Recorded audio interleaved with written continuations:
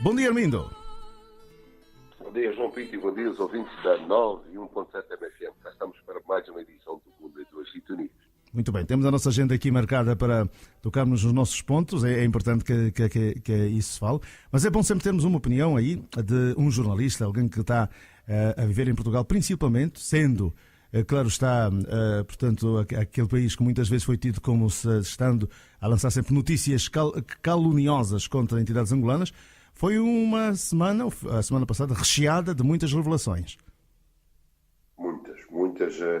Muitas notícias foram saindo cá e com base em processos que estão em julgamento cá, e essas notícias que saem cá acabam por ter um grande impacto, mesmo aí em Angola, porque começam a fazer a própria divulgação. Grande impacto a determinado nível, João Pinto, a nível das redes sociais, mas depois não tem repercussão na imprensa local, quando falo, mas é mais a nível das redes sociais que circula a informação, que a partilha, mas sendo notícias de interesse público, nós também acabamos por fazer esta reprodução da mesma. Por exemplo, no sábado, uma das notícias foi título de capa do Correio da Manhã. Do Correio da Manhã foi o facto que era a notícia general angolano, tem 402 milhões de euros em Portugal, e fazia referência ao antigo ministro de Estado e chefe da Casa de Segurança da Presidência, no tempo de José Eduardo Santos, o general Hélder Vieira Dias Copelipa, e que aquilo resultou da base do processo da Operação FIS, porque no base da Operação FIS aquilo acabou por ser, então, revelado, foi tornado público, e depois os jornais também acabaram por reproduzir essas informações que têm estado a ser reveladas no âmbito desta Operação FIS. E isso foi tema também de conversa nas redes sociais, acima de tudo por causa disso, dessa e outra situação. Outro assunto foi também a conferência de imprensa do PSA da Sonangol, uma conferência de imprensa feita em Angola, mas como tocou muito, um dos alvos foi Isabel dos Santos. Como sabe, Isabel dos Santos tem investimentos cá, é uma figura que é muito falada cá, que é muito verdade, e isto também teve estas repercussões, precisamente pela gravidade das acusações que foram feitas numa conferência de imprensa e por um PCA da maior empresa do país, que certamente, sendo PCA da Sonangol e esta empresa tutelada pelo Estado, é óbvio. As informações que Carlos Saturnino tornou públicas tiveram, de certa forma, o agreement do Estado, né? Nesse caso da própria Presidência da República. Não acredito que Carlos Saturnino, e não se acredita aqui que Carlos Saturnino tenha ido para uma conferência de imprensa fazer esse tipo de revelações sem que primeiro tenha passado, sabendo como as coisas funcionam no nosso país, sem que pelo menos tenha primeiro passado pelo crivo, né, presidencial, nesse caso. Correto. E, portanto, depois da reação, comunicado de Isabel dos Santos, é outro dos grandes destaques que certamente se dá, nós aqui também, atrás da informação, estando agora um processo que só mesmo depois da averiguação da Procuradoria-Geral da República se vai ter um resultado, não é? Uma vez que estão aí os números, estão as explicações, está a acusação e está a contra-acusação. Ela, durante esse final de semana, foi a grande expectativa. Aqui também, eu falei com colegas de jornais, principalmente de jornais e de rádios, mas já também de televisões, que estavam na expectativa. Iam perguntando, colegas aqui de Portugal, como é que é? Já saiu alguma coisa? E ela fez sair ontem. E então, mesmo a tempo, porque está a tempo para os jornais aqui trabalharem, provavelmente hoje também este comunicado de Santos, principalmente nas páginas online que os jornais têm, já saiu. Mas nos jornais, o físico que eu falo, vão sair certamente este tipo de resposta. E isto,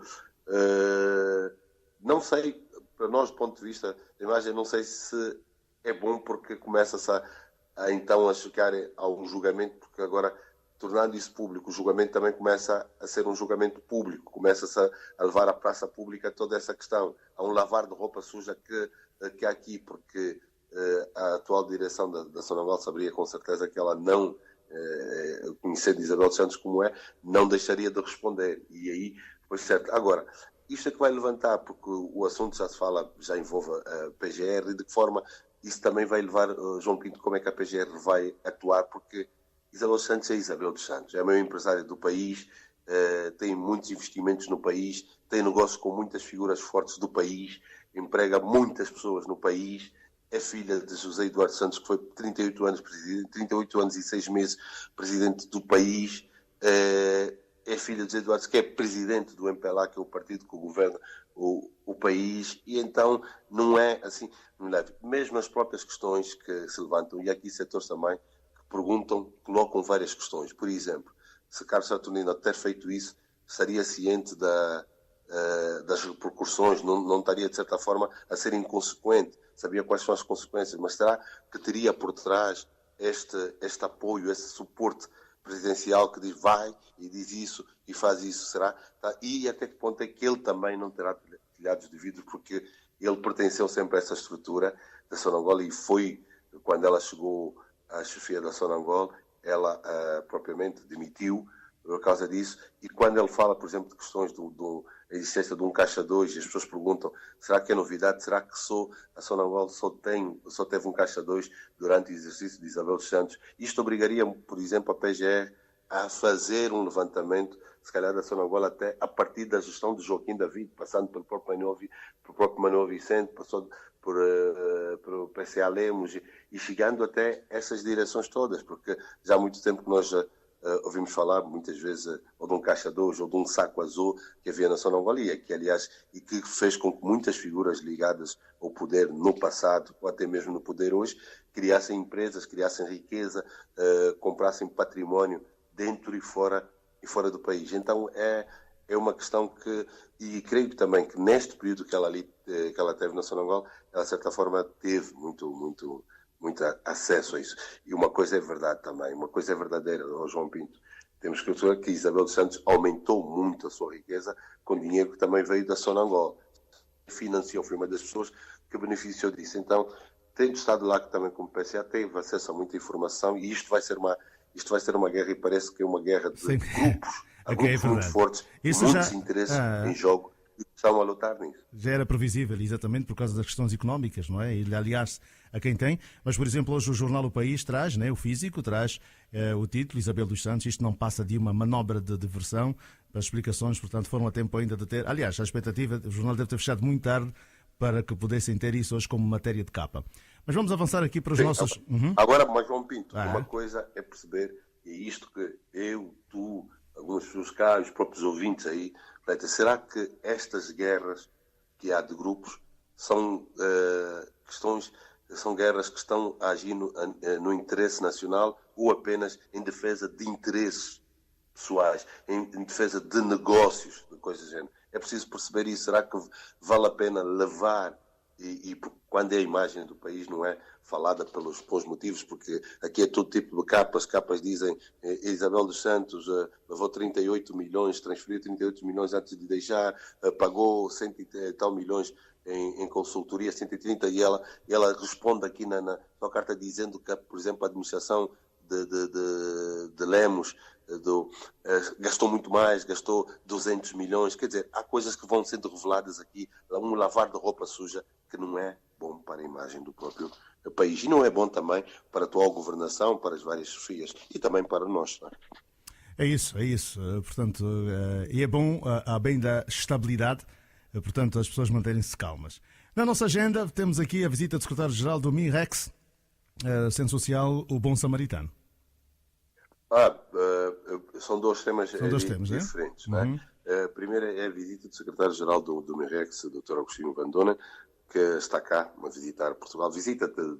Já teve encontro com as entidades diplomáticas, nomeadamente o embaixador Marcos Barriga, o cônsul-geral de Angola e Lisboa e outros, o cônsul também de Faro. Neste momento não há um cônsul no Porto, porque o antigo cônsul é agora Domingos Vieira Lopes, é agora secretário de Estado, não é? Mas tem tido este encontro de trabalho aqui, que é também Portugal, é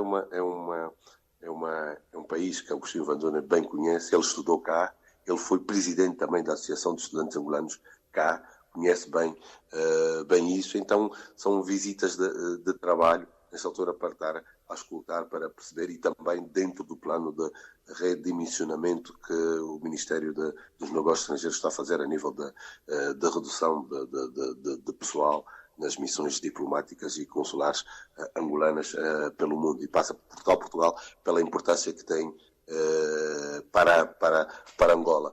E hoje tenho um encontro com as associações, que são associações, não digo associações angolanas, às vezes diz associações angolanas, mas as associações aqui são de direito português, mas são associações de angolanos, não é?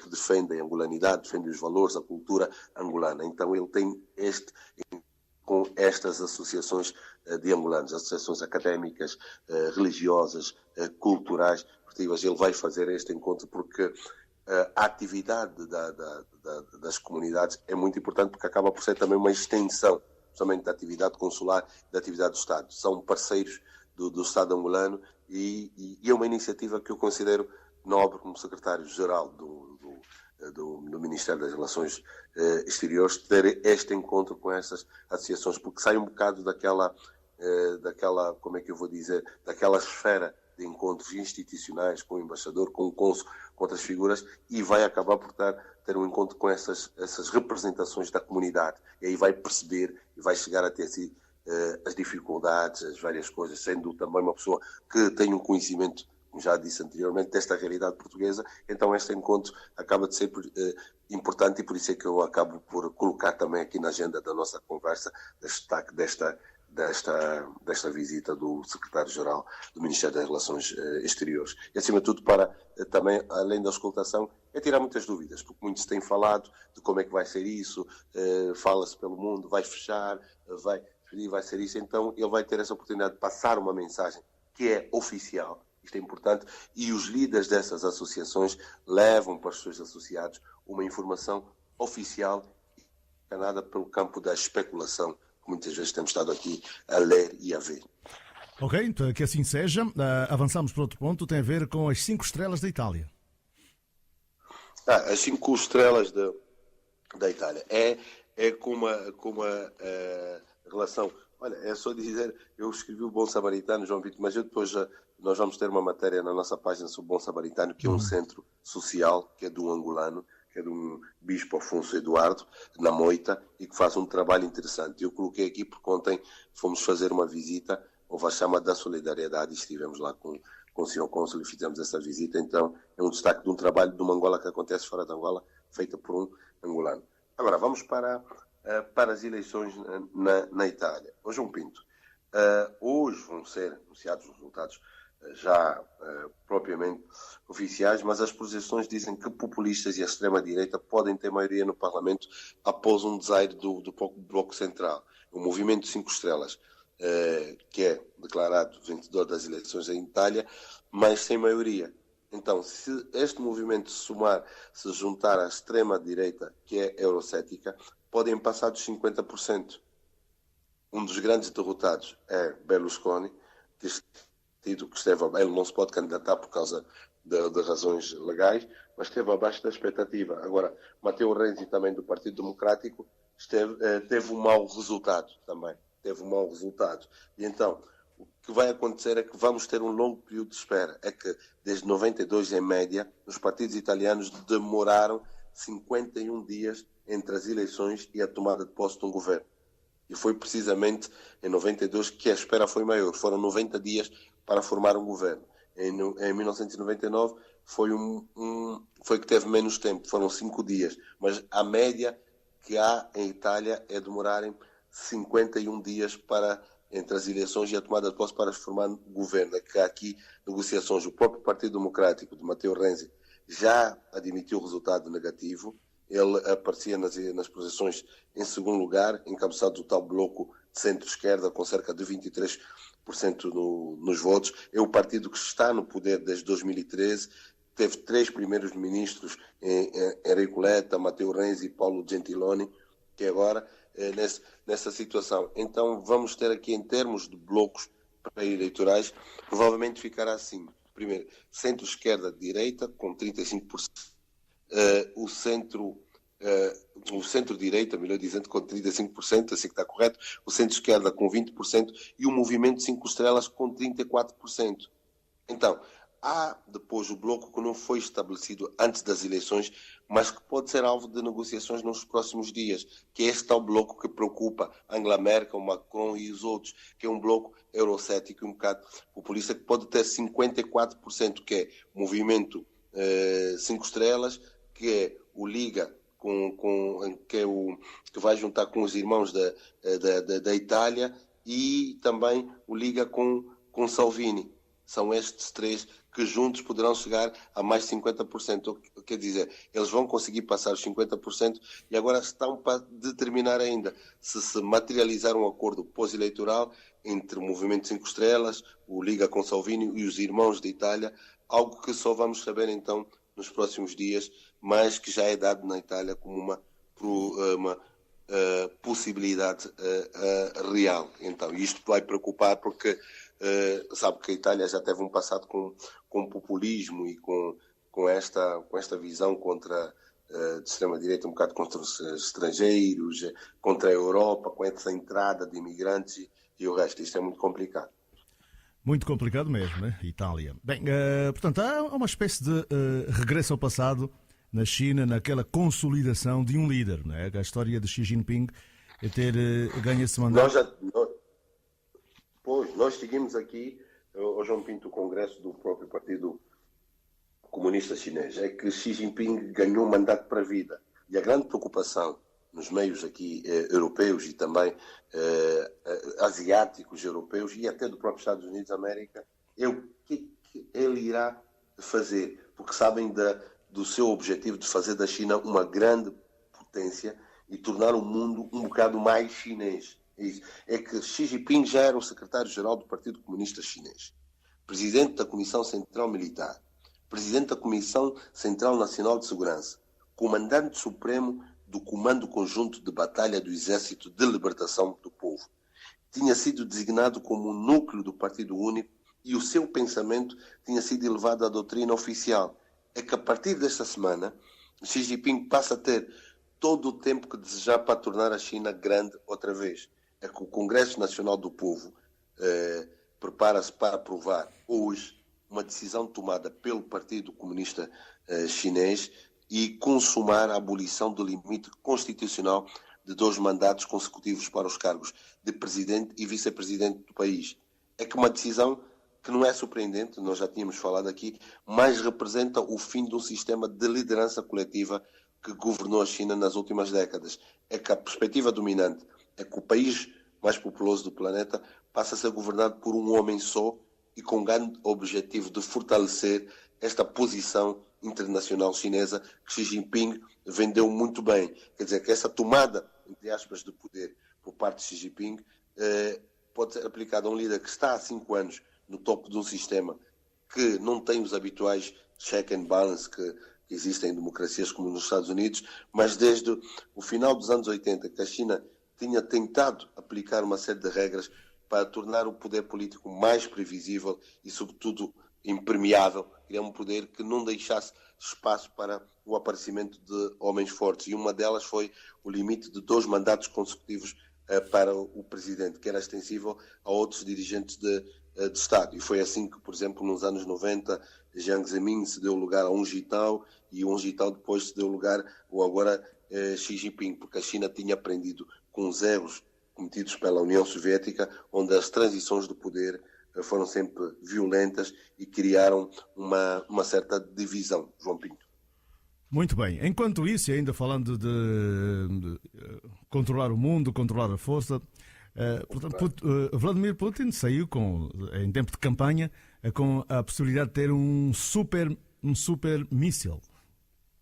Um super míssil, olha, João Pinto, mesmo nesta questão ainda de chegar a Vladimir Putin, é só também para perceber aqui, rapidinho para os ouvintes tentarem perceber uma coisa, é que entre os vários títulos ainda na China acumulados pelo presidente, é que o presidente na China, o presidente não é sequer dos mais poderosos, quando comparado, por exemplo, com o cargo de secretário-geral do Partido Comunista Chinês, para o qual não existe limites de mandatos, ou, por exemplo, a chefia do Exército de Libertação do Povo, que tem controle sobre os militares. Porque o papel de um presidente na China é responsável por receber dirigentes estrangeiros e representar o Estado a nível internacional. E isso interessa. Então, há aqui os planos que ele tem, Xi Jinping, durante o seu consulado, e agora, não tendo um prazo de validade, envolvem uma ambição na arena internacional. E ele mesmo, no discurso de abertura do Congresso, prometeu tornar a China numa potência global e aproximar o país cada vez mais do palco principal das relações internacionais.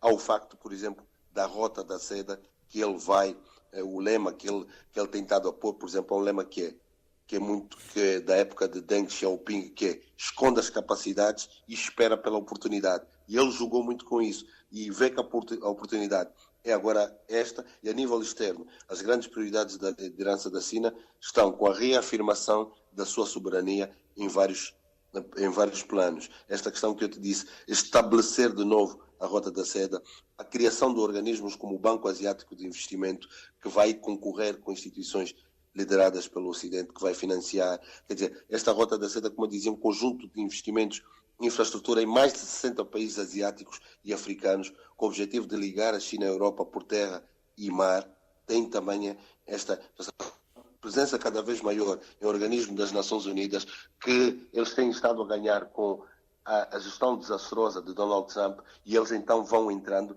vão tendo influência nestas áreas, e a nível também do próprio poder militar. Falamos, por exemplo, da base militar, a base militar no estrangeiro, que foi a primeira que eles abriram em agosto do ano passado, no Djibouti. Okay, vamos ao amigo Putin? Vamos ao amigo Putin. Hoje, aliás, falando de Putin, hoje Lavrov, o seu ministro dos Negócios Estrangeiros, estará em Luanda.